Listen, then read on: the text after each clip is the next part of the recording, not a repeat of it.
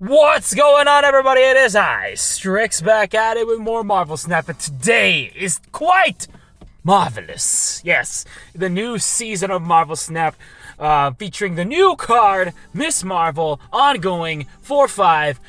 If the adjacent locations have unique costs, those get +5. It's kind of weird. It's got a lot of technicalities in it, but you know what? It's a nice way to kind of build off an ongoing deck featuring cards like Sandman and Spectrum, so I decided to do that. So, yeah, that's pretty much the whole gist of the idea behind it. The idea, at least for me, would be to sit her in the middle and then build my left and right flanks, you know? Kind of like the Zulu horns, if you've seen that, a little bit of history lesson for you. Back many moons in ancient Africa, I don't know if it's ancient, I'm sorry, but the Zulu warriors were an African tribe. They're like, a warrior tribe. And the Zulu were proud and fierce, they're strong, they were fast. And when they would hunt, like other armies, they would have a pincer-like formation that would feature horns. So they would have a middle flank, and then around the other side, there would be stronger, more powerful flanks to come around the enemy and then ka-chow, shank them, That's essentially what Miss Marvel is building. That's literally kind of like what Miss Marvel builds in her formations on the field. It creates a pincer maneuver on the left and right flanks, allowing me to win. So as you can see, that's the situation. Spectrum here, once coming through to buff everybody up. So there's Miss Marvel's ability going in. I can't believe the very first match. Yeah, Miss Marvel basically building an army like the Zulu warriors. That's essentially the whole vibe that you get from her. Oh god, everything's wrong with this one off the bat. But you know what? A little bit of a history lesson for you. That's gonna be the title of the episode. Miss Marvel, an allegory of the Zulu warrior battle formation. That's the name of the episode.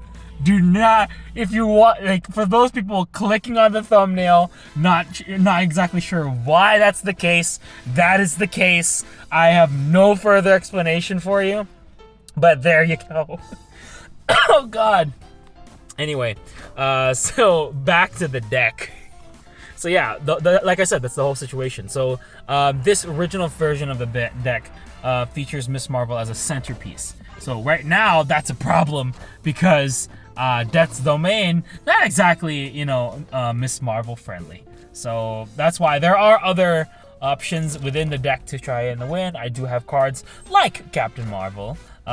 Spectrum is still a good card to have. I have Blue Marvel as well. So let's see what I'm doing here. Now, in hindsight, the way this deck that I've worked, first of all, very interesting that he threw his Vulture in there, and then he plays Ghost Spider. I thought that was a misplay. Sadly not, because if you're destroying a move card, that means that you have a situation going, and that is the Phoenix Force. So Phoenix Force brings back Vulture, which is actually a brilliant move. But I have Sandman, as I was saying before, Sandman. I like playing a combination of ongoing Sandman control with this deck. So yeah, that's pretty much how it is. Okay, interesting. I feel like he might have lost his marbles on this one because he moved Vulture into Fisk Tower. Yes, he gets a boost, but then they shoot the bird out the sky. So, unfortunate misplay on his part.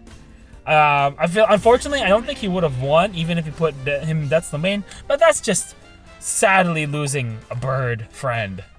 So yeah, okay, again, back to the deck. The deck is built, so a few key cards in this deck. Also, while I'm watching this, I'm realizing, there are some cards that are problematic. Number one, Captain Marvel. Captain Marvel is a really good, last-minute save card. It doesn't really fit within the flow of the deck that I want with this card, but I'm putting it in here because it's part of the upcoming movie, right? It's the Marvels. So Captain Marvel is part of that, so I put her in there so that way she's featured.